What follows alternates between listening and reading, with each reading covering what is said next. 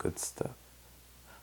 Oh, hey, how you doing? Sorry, I was just reading this book. It's called Make It Plain, Keys to Being a Successful High School Student.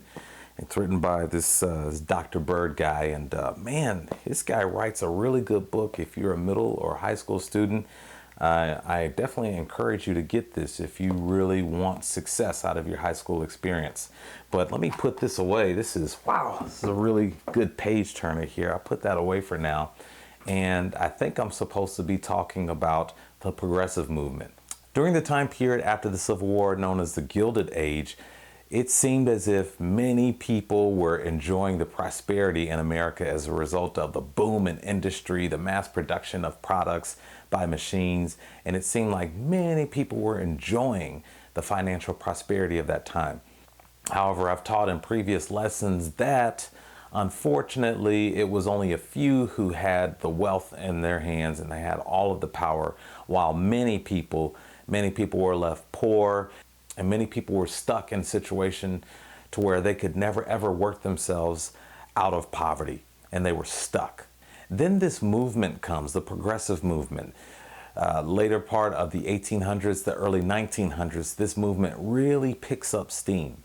The progressive movement was made up of reformers, and by reformer I mean change. So people who wanted change because they took a look around and they decided that the survival of the fittest attitude towards society and towards business was not going to work because it was very difficult for people to get ahead.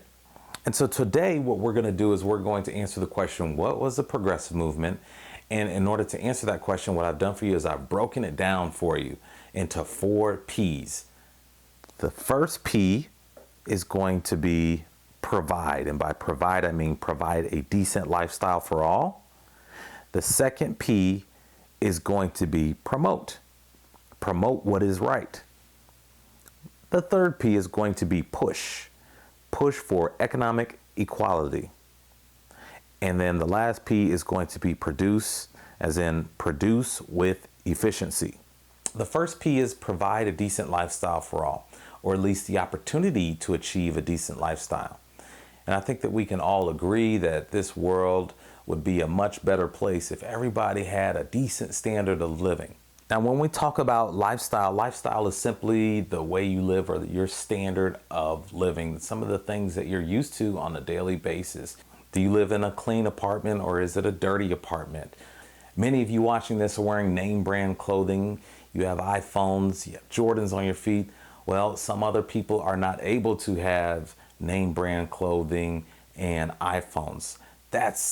All of that stuff adds up to your standard of living. Now, another word that is synonymous with lifestyle is welfare. Welfare and lifestyle, those have similar meanings. Again, they're talking about your health, your well-being, your fortune. Do you have enough money? What are the things that you're used to in your daily normal life? Unfortunately, during the Gilded Age, many people did not have enough money to live a decent lifestyle. And so there was a boom in community centers, churches, and other social services that are putting all their resources together to help the poor increase their standard of living. So here are some of the organizations that reach out to the poor people to help raise their standard of living. We have the YMCA. Yes, I just did that and you couldn't see it because I have this picture here right now. But yes, the YMCA was the Young Men's Christian Association, and some of the things they did for people is they opened libraries to expand people's minds, and they also had classes to teach people how to live better lives. They also had swimming pools and other recreational activities for the poor people. The Salvation Army was also important during this time because they would feed people, care for children, and clean up neighborhoods. There was also a number of settlement houses that opened during this time to house the poor and also provide child care for them, and also teach them, again, how to live better lives by helping to increase their skills in various areas.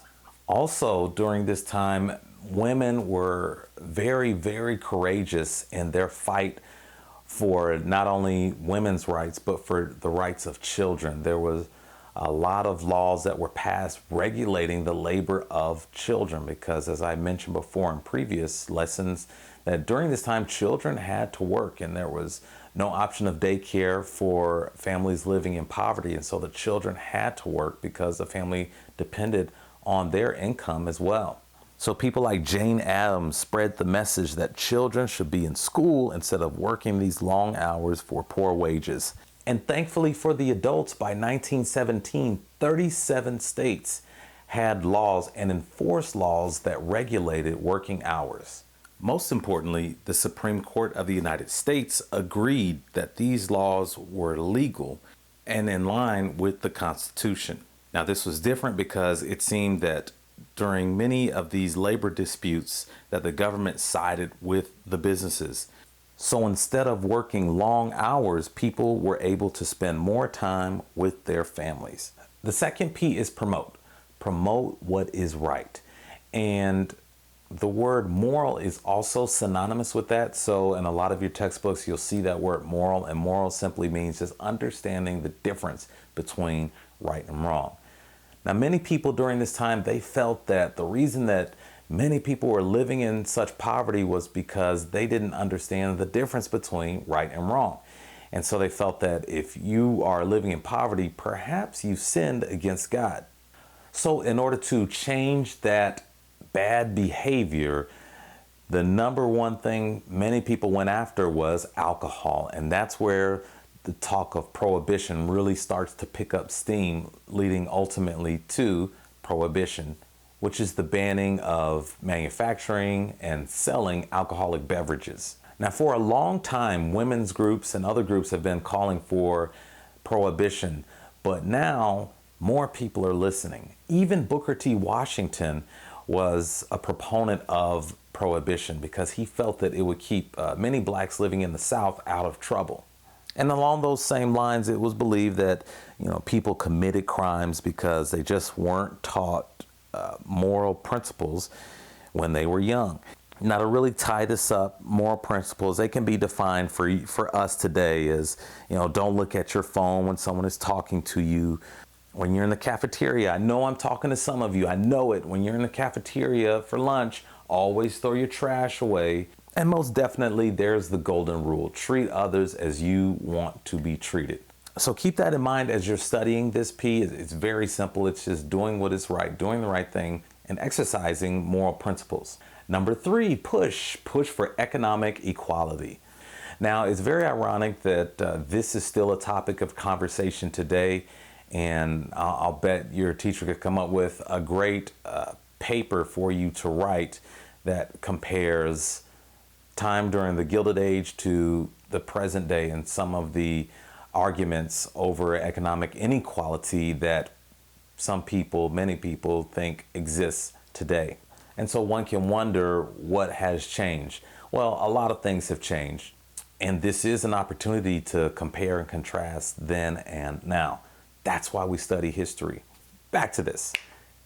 I want you to understand capitalism.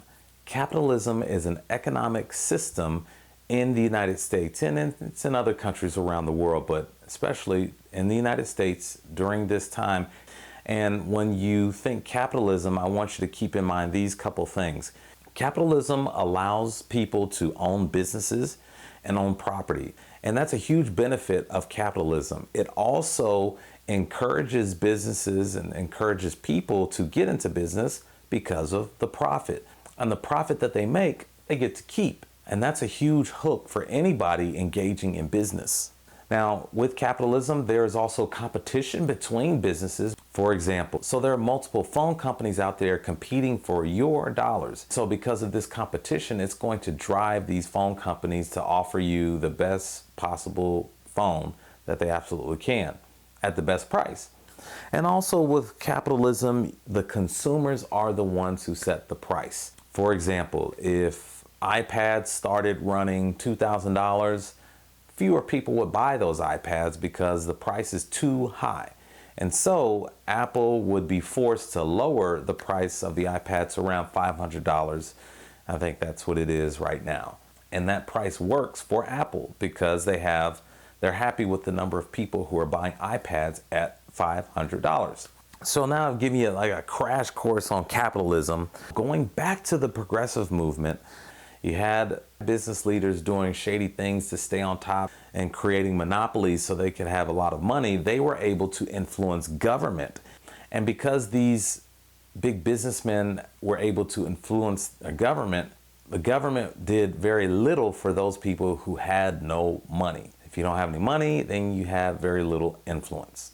So during this time, capitalism was attacked, and there were a number of systems that were proposed in order to replace capitalism. Socialism was one of those systems. Last but not least is produce. Produce with efficiency.